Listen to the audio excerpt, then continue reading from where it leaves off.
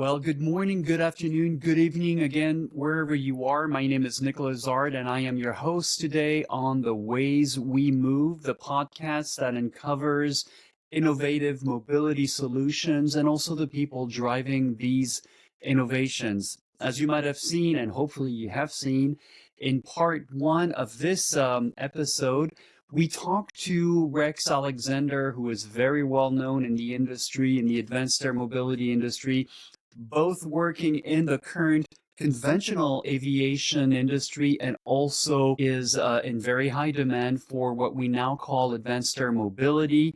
And that is really mostly about the future of how this will look, how this will work and what this will look like, specifically when it gets to the infrastructure side of things. So today we continue where we dropped off. Basically, I think the last thing we talked about is the difference between the Federal Aviation Agency in the USA, or FAA, and ICAO, and what they both do and don't do. So now we're going to look at an example I brought to the table is in Oshkosh in the summer.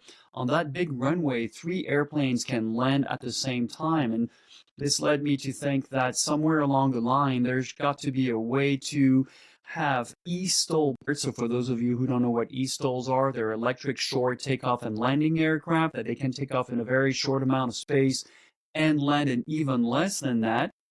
But within that runway, we could conceivably have 2 to 3 different places where eVTOLs can take off and land from, and eVTOLs are electric vertical takeoff and landing aircraft, so that within that space where one aircraft, one eSTOL can land, maybe 2 to 3 eVTOLs could operate from. And basically, Rex highlights how in EB 105, which is the executive brief that the FAA is working on to sort of get all the information it can from eVTOL makers, eSTOLs and eCTOLs. eCTOLs are conventional takeoff and landing aircraft, or airplanes, for lack of a better word, that it does actually work, and that there is a helicopter AC, so an aviation circular, that talks about that. Even though it's a large air space footprint, it does work for maybe bigger places, urban places, maybe not necessarily inside of cities, but it could work elsewhere. And also that lends itself really well to what we call eSTOL ports on water, whether they're on a river, on a pond, or even on the sea, whether it's floating or on piers. This could actually work really well there. So we ask, if Rex has anything to tell our watchers and listeners, and he does. He talks to us about the different places, different groups where you can get involved if you're familiar with aviation, if you work in aviation, and especially if you work in conventional aviation and you have an affinity towards the future, hence advanced air mobility, or AAM as we call it, how you can get involved in helping us shape this new reality of ours. And then very lastly, well, what we always ask on The Ways We Move is, Rex, what gets you out of bed in the morning? So stay tuned as we continue our part 2 with Rex Alexander. Thank you. Great. Thanks for the clarification on ICAO. That's something that comes up once in a while too. Going back to STOL ports, I always thought that might be a really good, at least a study case for STOL ports. Oshkosh is almost a really good operations case scenario, right? Where you have up to 3 aircraft can land within the same runway. And one of the conversations that actually we were having with Clint Harper, who will be next also on the podcast, is could we use different vertipads within a STOL port, meaning different FATOs? And I'm going to link another one to that question, considering that right now the eVTOLs that we're talking about on anywhere from 3 to 4 seats, but eventually we might have 40 seaters, who not, and the FATO is going to be yay big for something like that. So does a STOL port make sense to have different FATOs inside of it and different vertipads within that? Does that even make sense? Because that's something that we've been floating around for a while. I think it's a possibility there. I look at what we talk about vertiports, and I looked at kind of a phased approach to an evolution. So if you have one heliport / vertiport at a location, you have the one touchdown liftoff area, or TLOF, along with the one surrounding FATO, final approach and takeoff area, and then surrounded by a safety area. Now, the way the heliport design advisory circular talks to that, as well as EB5, is you can have more than one. If you have 2, they can be side by side as long as the safety areas don't overlap. The clarification comes if you're doing simultaneous operations. So in the Heliport Design Advisory Circular, they speak to that, as well as in the job order for air traffic control. You need a separation between the two landing sites by 200 feet center to center. Now, if you push those two a little bit farther out, you could actually put a third landing area in the middle. Now, if you made, let's say, 50-foot TLOFs or 60-foot TLOFs, that then would basically constitute the 300-foot runway length we're looking for a stall port. So you could put 3 heliport vertiports side by side, not overlapping the TLOFs, and you may space them out just a little bit more, and now you could actually accommodate. So it's how do you connect those 3 landing areas? You could have concrete landing areas for the TLOF, and you could actually put, let's say, asphalt in between.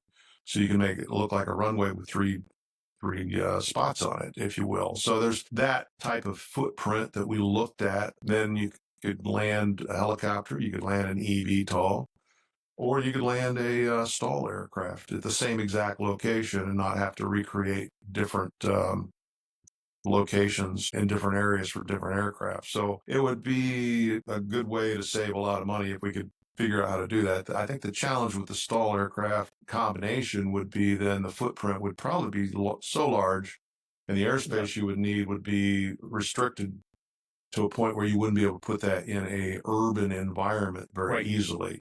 So you'd be on the peripheral, but at the same time, that may function well in certain locations. And then when you look at what's the capability, that capability may outweigh any loss of being close to the urban center, if you will. Right. I think there are two issues that come up in that. You're right. In some places like Japan, where 80% of the population is really on the coast, nicely, tight knit, that might be a challenge unless you put it way outside near the mountains. But yeah, I can see some places, especially here in the U.S., where we have a lot more land and we're always 20 minutes or a half hour away, sometimes an hour away from the airport. That could work. The bigger challenge, I think, would be the regulatory bodies around that. How do we integrate potentially 3 to 4 to 5 different forms or types of aircraft landing within one single spot? And very lastly, I think the last thing that we agreed on with Mark Osman talking about eSTOL landing strip is give us 400 to 500 feet, and we've got all of our safety margins to really accommodate a 9-seater, maybe even a 12-seater at that point. So I'm glad I asked you that question, because it just seems like the holy grail, but it's also a heck of a lot more complicated than flying from building top to building top. It is to some degree. I think the two things I would point out is you bring up a couple of good points to dive a little bit into is when we talk about stall ports. One area that we've looked at very closely is putting stall ports on water. So we could put a water-based landing area, if you will, on a lake, on a pond, on a river, as long as you have authority to put it there. That then opens up the ability to put either a floating stall port in or a pier-style stall port. So that's one. I think when you look at the regulatory piece, you talked about landing multiple aircraft. We do that today at airports already. So as a helicopter pilot, I can go to any airport I want to. There's a regulation on the books that's in Part 91 that basically states that as a helicopter pilot, I'm to avoid fixed wing flow. So with that, I'll usually get a direct flight to my location. So when I call up Indianapolis Tower, say, hey, this is helicopter 8 Lima Lima inbound 10 miles out, they'll rush you're clear direct to the signature ramp, landing area unobservable from the tower, landing at pilot's own risk, call final. We do that all the time at every airport. So when you look at operating eVTOL aircraft, it may be the same way. There probably need to be some regulatory changes over the next few years to accommodate that. And then I don't see why an eSTOL aircraft couldn't land at any airport today.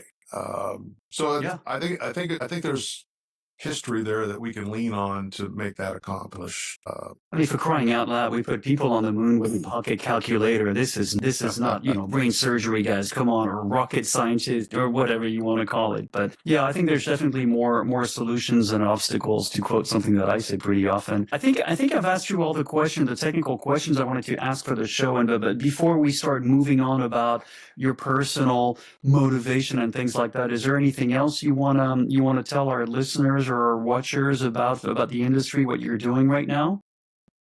I would say there's a lot of good opportunities out there to get involved. I think you look at the Vertical Flight Society, which is a technical society. There's a lot of opportunities to develop and publish white papers through that organization on all things vertical lift, not just eVTOLs, but also traditional helicopters. And we just did open up one of our committees. It's now a operations and infrastructure committee. So when we have Form 81 in Virginia Beach in May, we'll actually have several infrastructure papers that will be presented specifically around that piece of both traditional helicopters and eVTOL. The other group that I would point you to is the Vertical Aviation International. It used to be known as Helicopter Association International. VAI has their, what do they call them? IAC, the industry councils. And the industry councils are made up of volunteers like myself. We actually have a infrastructure advisory council that meets once a month, that we provide information and we provide guidance and recommendations to VAI for regulations, for advisory circulars, for policy, things like that. So if you're interested, there are different areas that you can participate in. And I think the other one that I work heavily in is the weather piece. So the other group that I work closely with in that is the standards groups. So there's, on the weather side, ASTM International is another group you can work with. On the eVTOL and helicopter side, I work with National Fire Protection Association and serve on NFPA 418, which is the heliport and vertiport fire safety standards, and currently chair that committee. There's a small group on the weather side that we have a meeting in the fall and another one in the spring. It's called FPAW, Friends and Partners of Aviation Weather. Been around for a very long time, working to figure out what to do in the weather world for eVTOLs and advanced air mobility. We've been, tackling that for the past several years and trying to figure that out as well. So there's a lot of different opportunities there to get involved, different aspects of both traditional aviation and now advanced air mobility. Yeah, and there's a melding of both right now. And one of the things that we've been trying to do, especially on this podcast, is to find people who actually are working in both sides of the industry, which is really one industry all in all. But you mentioned also weather. We had Don Birchop not too long ago over here. Well. So we had, Don's a great guy. You know what? It's like Don and you, it's the same thing. Every time I sit down with you guys, it's like, I learned something else. I didn't know that. Here's another thing I didn't know. And Don is always like, it's like, wow, that was a really good point he made about weather prediction and raw data and all of that good stuff. So I wanted to say one thing that you reminded me of. Not too long ago, we had the Augusta Airport right here in Georgia. We had a forum exchange. It was really innovative and very interesting because guess who was sitting down with us? ATC and the fire department of the airport.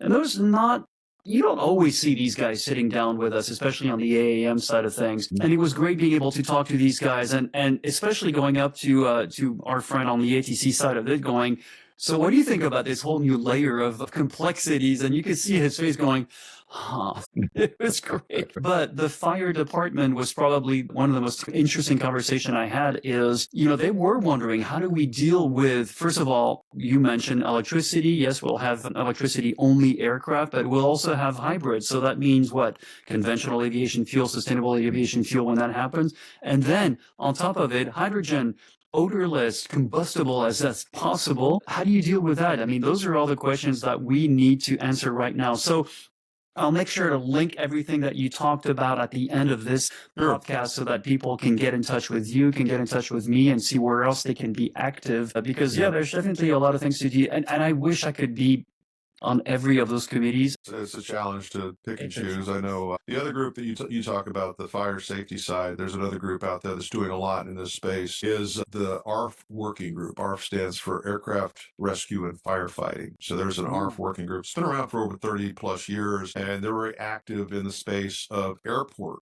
fire rescue. And the people that are active, our members are the people that are actually at the airport that work on the fire departments at the airports and are fire safety experts in the operation of aviation. So they actually have a working group on advanced air mobility and working closely with them as well.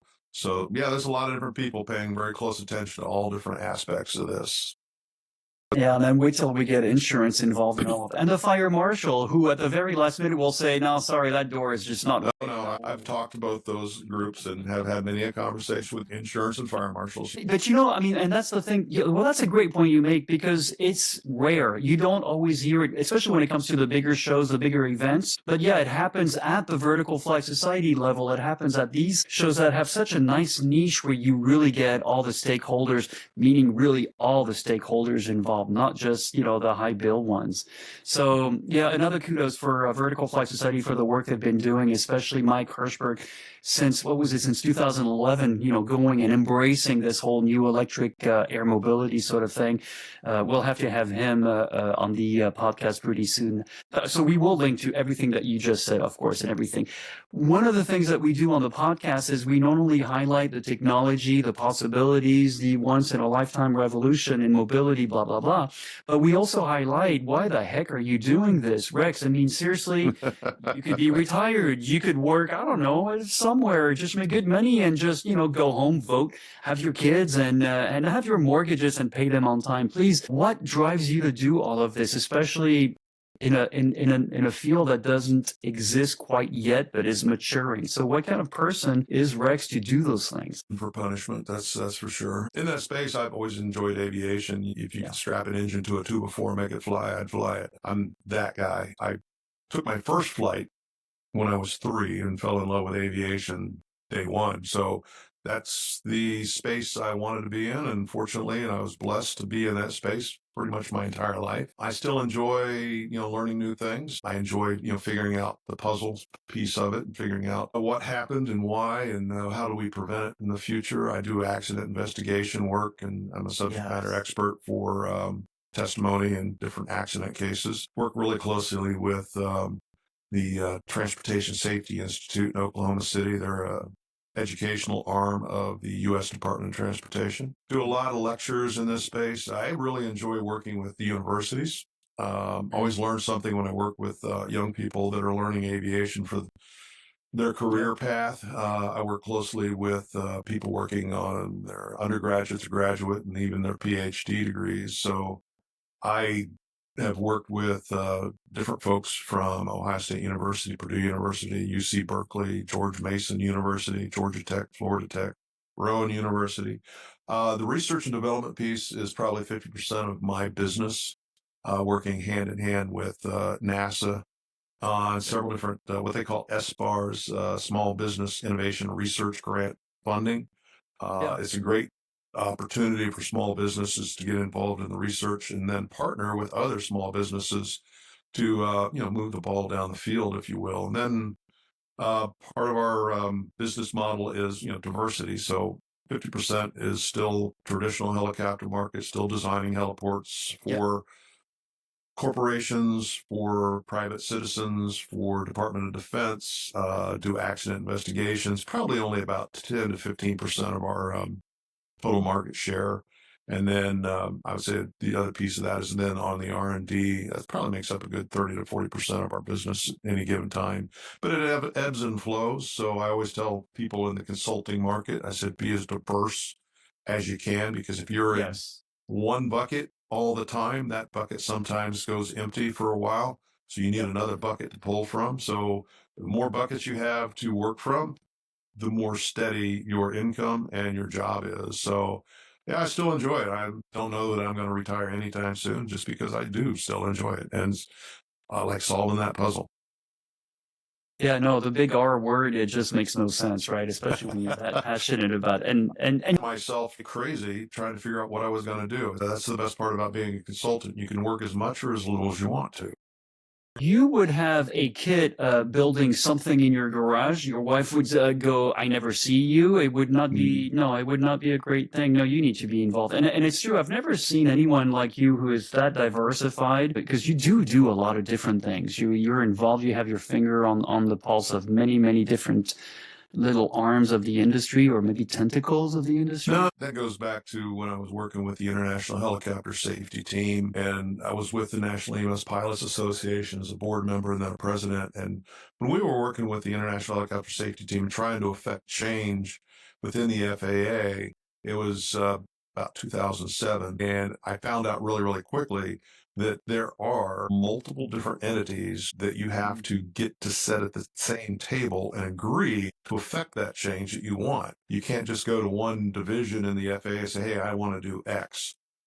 No. So you have to talk to the people in FAA airports. You also have to bring FAA standards in, and you have to bring FAA legal, and FAA risk, and FAA cert, FAA weather. To actually get the change affected, you have to get all those different lines of business at the table to figure it out. And that is challenging and it takes time, but that was one of the things I found was kind of a superpower. I could actually get them all to sit at the same table and agree.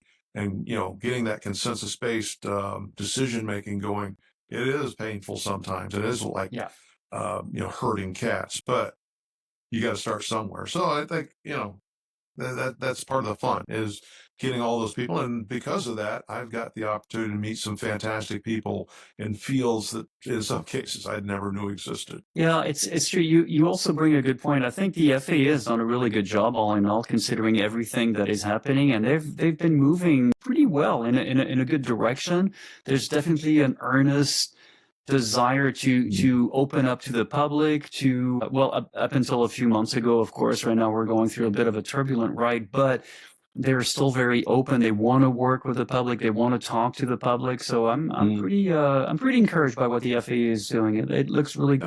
I would say it's gotten better. I would say we still got some opportunities to advance that collaboration. When I was working in this space in early 2000 through 2015, there wasn't a lot of cooperation there. We're seeing that improve significantly. And I think there's more room to improve that. But I'm hopeful that the FAA will bring industry in the beginning, not after they write something, but in the beginning when they start to write something so that we can provide insights and input so that at the end we have something that is well thought out, doesn't require a significant amount of adjudication and change, and it's something that everybody can live with. I always tell people, I said, when you're writing a standard, it's a negotiation. No one ever gets everything they want. Everybody's going to walk away wanting something. And then if everybody walks away wanting a little something more, you did a good job then. You did a good job. They'll come back to the table this way. Absolutely. Yeah. I'm really looking forward to see the next, leadership that will bring it all together and move forward with the FAA. That's going to be the thing that we're all watching for. We're coming towards the end of the recording. Is there anything you would like to leave our listeners with or watchers without? Anything that you would like to highlight that's important? I'm always thinking about bringing on people into the industry, especially young women into the industry. Is there anything that you want to leave a message for our listeners and watchers? I would say when you look at bringing new people into this industry as somebody that's been in that space and has had the opportunity to watch people get exposed to aviation for the first time and then actually get involved and then grow in the space, the sooner the better. I find that kids that are from kindergarten through about fifth grade are that's the key point to plant the seed. And then once they hit junior high, that's the point you want to foster and you want to, help them along. And then once they get to high school, you've got a really good benchmark for them to work from. As in high school, when you're trying to figure out what you want to do, there's opportunities that may pass you because you didn't know all those opportunities existed. Yes. The earlier you can get somebody interested and involved and foster, mentor, and inspire, I think the better off you are, and you get a higher quality product out the other end who's happy to be in this industry. And I say a lot of opportunities there. Multiple different organizations have their different versions of STEM programs. So I think that's something I enjoy getting involved in and working with schools and then also universities and figuring out how do we inspire the next generation. So yeah, I'd say get involved in that if you haven't already. As early as possible. That's a very good point. At 2.5 weeks old, I was in my father's airplane sitting on my mom's lap. Apparently, I didn't like the yoke moving that much by itself. Yep. But it was, and it's always been there. My first recollection of a car, I was 6 and I saw the tail end of a Bugatti, and that was just, it was always in my blood, and it always was in that direction after that. So, and then very lastly, I think with Mike Hirschberg, we were at NASA Ames in 2021, 2022, I can't remember exactly when, and we were in the wind tunnels, and all of a sudden I looked around and there were about 12 people. There was only one other man in there, and I thought, okay, that's interesting. So I went up to the ladies and I said, what's going on here? She proudly looked at me with a grin and she said, 62% women in our class this year. I was like, and her story was exactly what she said. And I said, well, so what was your path into this? My journalist hat is back on. And she goes, just like anybody else, I had that one good teacher who was a good science teacher. And I said, she said, I can't remember if it was Arkansas or North or Dakota or something like that. She goes, I was supposed to be a farmer, right? My parents are farmers. I was going to just do that. And I had that one teacher, and I am here today. And I thought, wow, this is exactly to your point, as early as possible, get these kids involved, get these kids to really like that, and then they become passionate and do a great work for us all as a society. No, I would agree 100%. Great. Well, Rex, thank you for coming on the podcast. Again, open invitation. Anytime you want to come back, there's so many other topics we can talk about. So I look forward to hearing comments. Please like, share, subscribe, do all that good stuff. Watch the little credits here. We'll put Rex's website and maybe email if you're okay with it, or an email.